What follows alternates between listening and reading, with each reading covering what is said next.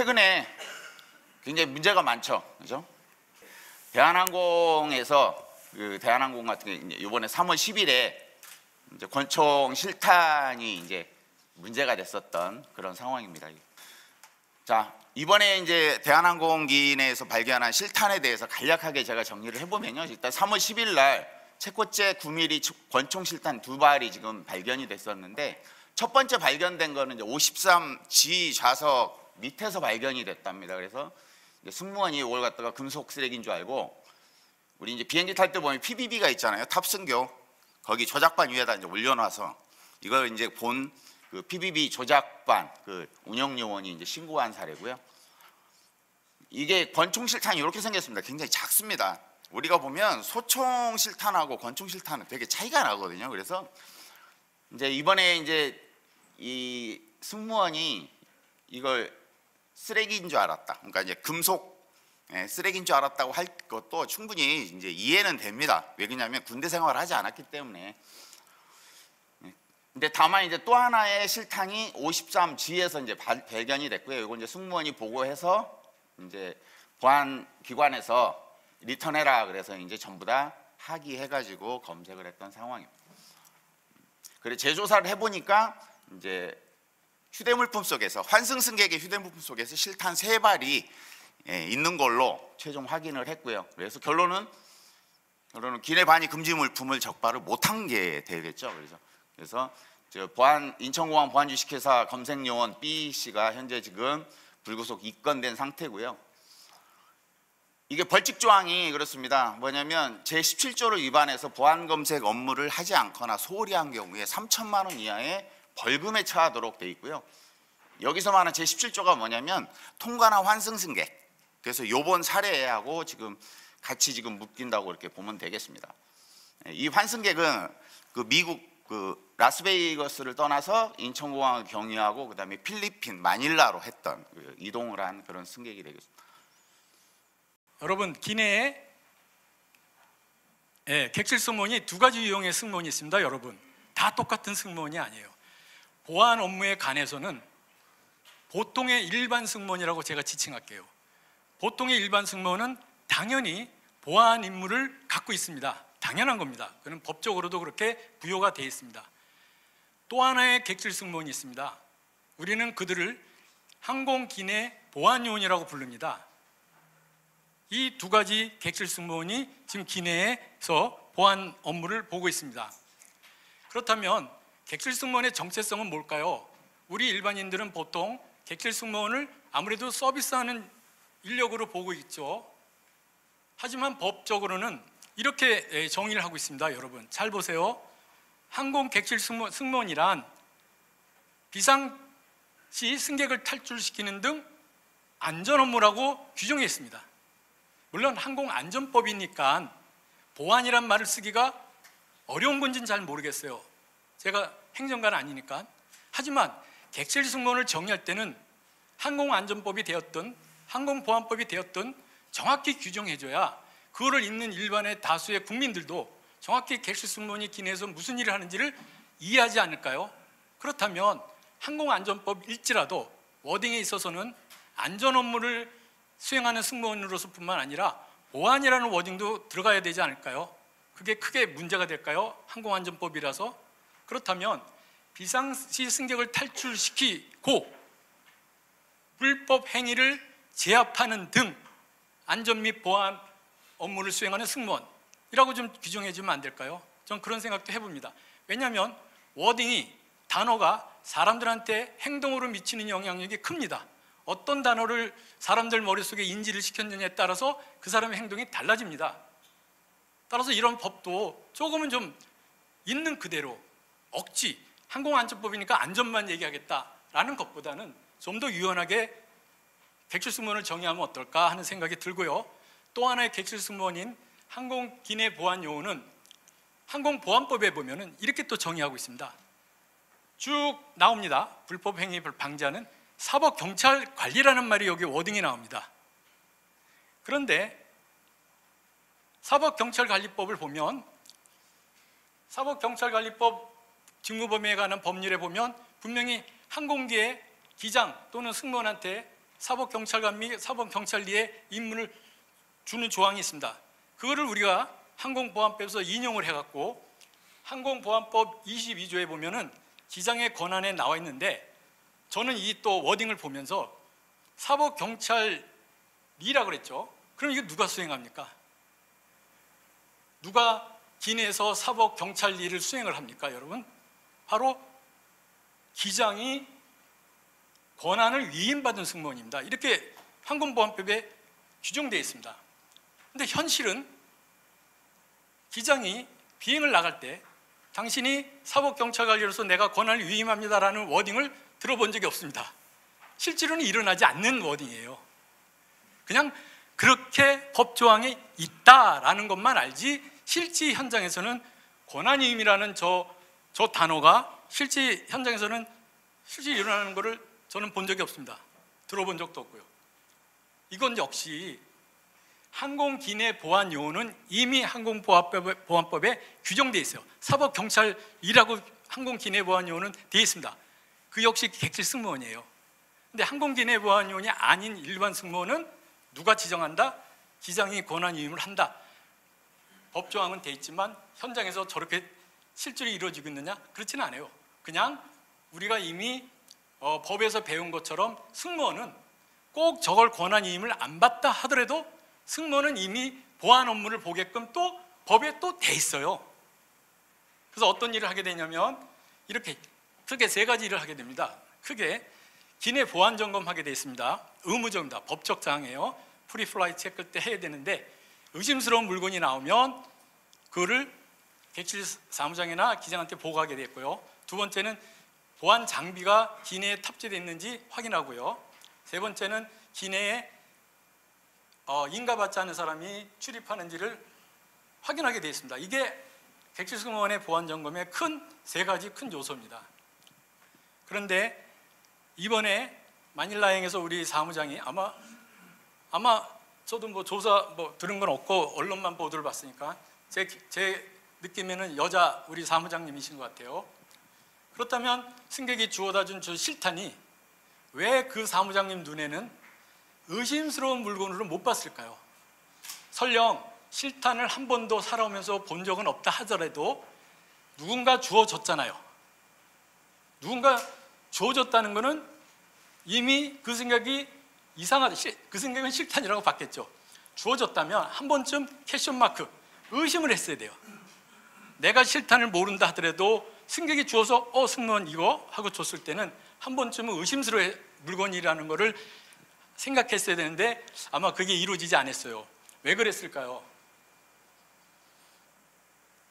먼저 우리 제임스 리든이라는 미국의 심리학자가 90년대에 저 그림을 만들었어요. 스위스 치즈 모델이라고.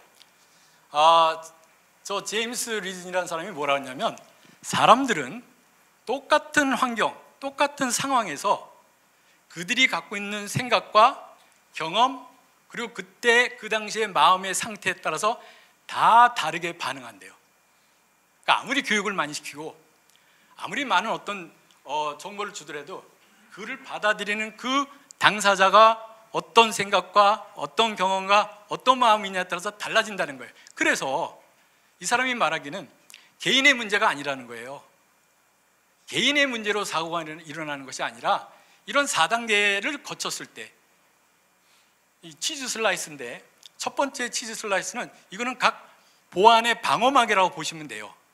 즉 치즈에 구멍이 난다는 얘기는 허점이 발생했다는 거예요. 그럼 저 4개의 슬라이스가 구멍이 허점이 일직선으로 관통해버리면 그 끝은 사고라는 거예요. 대참사라는 거예요. 그럼 첫 번째 슬라이스 방어막은 뭐냐? 조직의 영향이에요. 1단계. 두 번째 2단계는 불완전한 관리 감독이에요. 세 번째 단계는 불완전한 환경이 이미 조성된 거예요. 마지막 네 번째는 개인의 불완전한 행위에 의해서 이 4개의 구멍이 일직선으로 통과하면은 사고로 이어질 수 있다라는 것을 이분이 얘기했는데 이분의 논지는 그거예요. 사고란 개인에 의해서 발생되는 게 아니라 시스템적으로 발생이 된다. 자, 그러면 이런 우리가 언론 보도에서도 화재 사고 많이 났는데 프로판 가스 옆에 어떤 작업자가 담배를 피우는데 이게 각각으로 나눠져 있다면 사고가 일어날 일이 없겠죠. 저것이 조합이 됐을 때 사고가 나는 겁니다. 또 우리 이번에 사건도 마찬가지. 저게 각각에 껴있을 때는 사고가 안 일어납니다. 근데 이게 조합이 됐을 때 저렇게 승무원이 쓰레기 처리하고 무시하는 현상이 일어난다는 거죠. 자, 그러면 이게 이 승무원만의 문제인가, 이걸 우리가 좀 종합적으로 진단해 볼 필요가 있다. 그래서 제가 여기 가져온 거는 피시본 다이어그램이라고요. 생선 머리가 문제점이고요, 가시는 큰 원인들입니다. 작은 가시는 세부 원인. 그래서 이 승무원이 이런 일을 저지른 사무장이 경력에 문제가 있느냐, 이거는 추론하는 거예요. 가설이에요, 가설. 그래서 같이들 연구하신다면 서로 의견을 내시는 거예요. 경력에 문제가 있는 것 같다, 교육에 문제가 있는 것 같다, 또 정시성 규정에 문제가 있다, 기장과의 관계, 그러니까 소통이 안 되더라, 또는 팀워크의 관계, 그날 같이 가는 승무원들끼리 서로 모르는 사람끼리 하다 보니까 서로 협조를 구하는 분위기가 아니더라. 그 다음에 객실 브리핑은 보안에 대해서 얘기하게 됐어요. 항공객실 승무원 보안 인식을 보면은 연구 논문을 하나 제가 찾아봤더니 승무원의 보안 인식이 안전도 아니고 불안전도 아니에요. 그저 그렇다. 저는 이게 더 무서워요. 이건 뭐라고 다르게 말하냐면 무관심이라는 거죠. 왜 무관심이냐? 이번 실단 사고가 발생이 된 사례가 지금 현재 승무원들한테 잘 전파가 됐을까요? 저는 그렇게 생각하지 않아요. 아직까지도 언론을 보고 아는 승무원은 있겠지만 구체적으로 이게 발단이 왜 일어난지를 정확히 아는 승무원은 아직 없다고 봐요. 그러니까 전달이 안 된다는 거예요. 전달이. 지금 이런 사례들이 있는데, 자, 그러면 제가 개선안을 두 가지만 얘기할게요. 글로벌 항공보안계획에서 가장 많이 강조하고 있는 게 5가지 우선순위 중에 바로 보안 문화입니다. 저는 이게 더 중요하다고 봐요. 그래서 보안 문화, 그 다음에 보안 인력을 좀 역량을 강화하자 해서 간단히 말씀드리면, 앞으로 이제 항공사 회장님들은 직원들한테 메시지를 전달할 때 안전만 얘기하지 마시고 보안도 했으면 좋겠어요. 제가 이 저울을 갖다 놓은 거는 안전과 보안이 지금은 대등한 관계의 인식이 안 돼 있어요. 보안은 안전에 귀속된 거로 지금 보고 있습니다. 그러다 보니까 우리가 예전에 9.11 이전에 우리나라 법은 법명이 이렇게 돼 있었어요. 항공 안전 및 보안에 관한 법률. 안전과 보안을 같이 갔어요. 근데 이 9.11 이후에 우리가 분리시켰어요. 대등하게 간 거예요. 대등하게. 항공안전법, 항공보안법. 그렇다면 이런 취지대로 항공사든 모든 시스템이, 모든 교육이 안전과 보안이 대등하게 가야 되는데, 아직까지는 제가 볼 때는 보안은 안전에 예속된 그런 느낌? 그러다 보니까 앞에서 얘기해드린 승무원들이 보안 인식이 그저 그렇도록 가는 건 아닌지, 그리고 보안 교육이 좀 밀려야 되겠다. 지금 보안 교육은 객실 승무원 1년에 3시간밖에 안 받습니다. 3시간으로 모든 걸 보안을 다 해내라는 거 좀 무리한 요구 아닐까요? 예, 그런 것도 있고요. 자, 이렇게 해서 잠깐만요.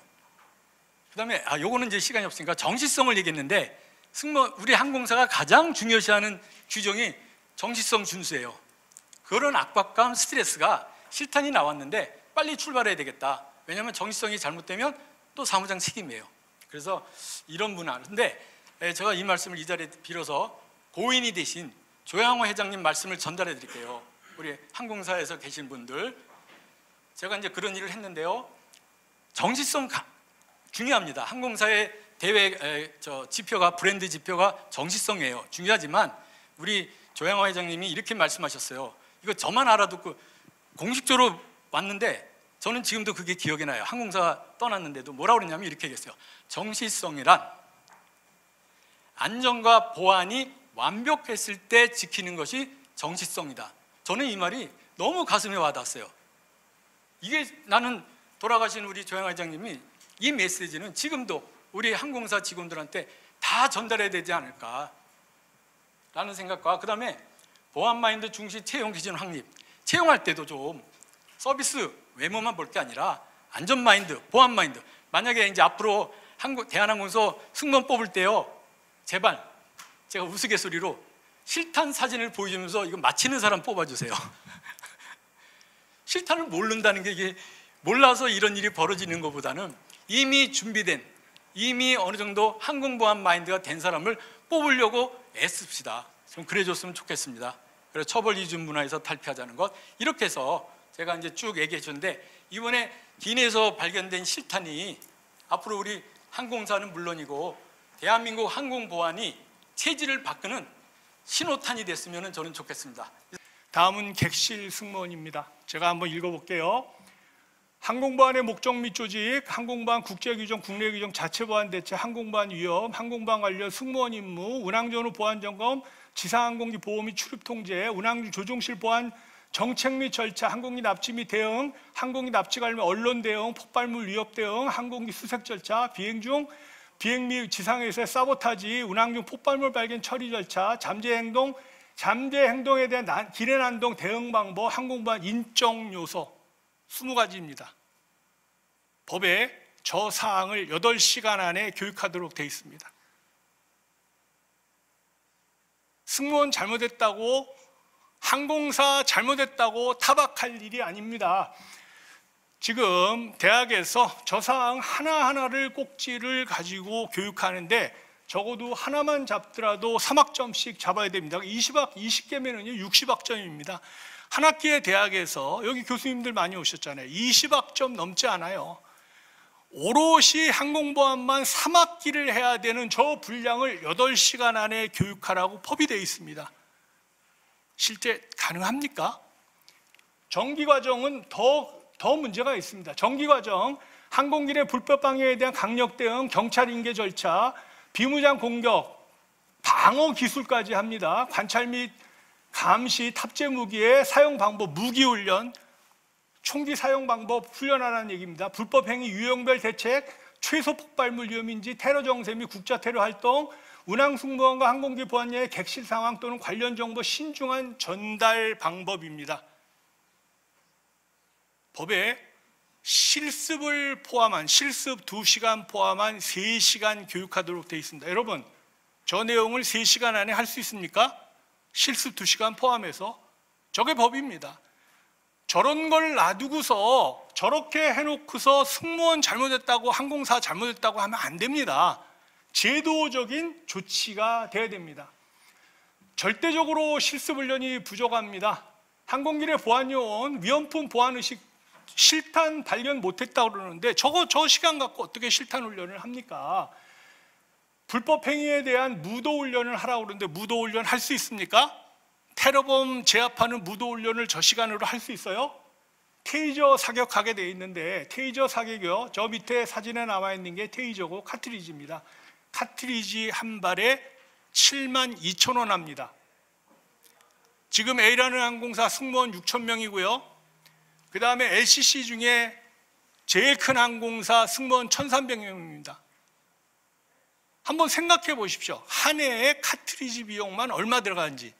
5, 6억에, 적어도 저가항공도 1억 원 이상의 카트리지 훈련 비용이 들어가는데 저 비용 대비해서 항공사가 할 수 있습니까? 그러니 실질적으로 한 클래스에 한 명만 쏴봅니다. 나머지는 트리거만 쏩니다. 트리거. 격발 장치만 실제 사격 훈련을 합니다. 저렇게 할 수밖에 없는 시간입니다. 교관의 전문성입니다. 그러면 교관이 어떤 자격을 갖추냐에 따라 돼 있는데, 이 교관의 전문성에 대해서 법은 돼 있습니다. 항공운송 사업자, 항공기 내 보안위원 운영 지침, 그리고 이런 또 그 교육훈련 지침에 대해서 교관의 전문성이 있습니다. 교육훈련 지침 22조 보게 되면은요, 6가지 전문지식 소유자, 이카오 기초과정, 승무원 초기과정, 아야타 항공보안과정 등등에 있는데 이 중에서 한 가지 교육받으면 할 수 있습니다. 여러분, 교육이 아까 내용들 다 보셨죠? 26가지의 내용인데 저 중에 한 가지만 습득했다고 교관 됩니까? 저렇게 해놓고 교관 훈련 시킵니다. 아무도 교관에 대해서 퀄리파이 하는 데가 없습니다. 대안입니다. 재규정 보완해야 됩니다. 항공기 내 보안요원 초기교육 현행 8시간 돼 있는데 최소 24시간 이상 키워야 됩니다. 전문성, 교관의 전문성 개편해야 됩니다. 적어도 교관이면은요, 전문훈련 40시간 이수해야 됩니다. 항공과 관련된 법에 나와 있는 훈련을 적어도 40시간 이수해야 되고요. 교관 이수한 다음에 교관훈련 누가 합니까? 항공보안 전문기관에서 교관 이수해야 됩니다. 항공보안 전문기관에서 교관훈련하고 그리고 감독관이 인증평가하면 되는 거죠. 저런 제도적 장치가 선결돼야 됩니다.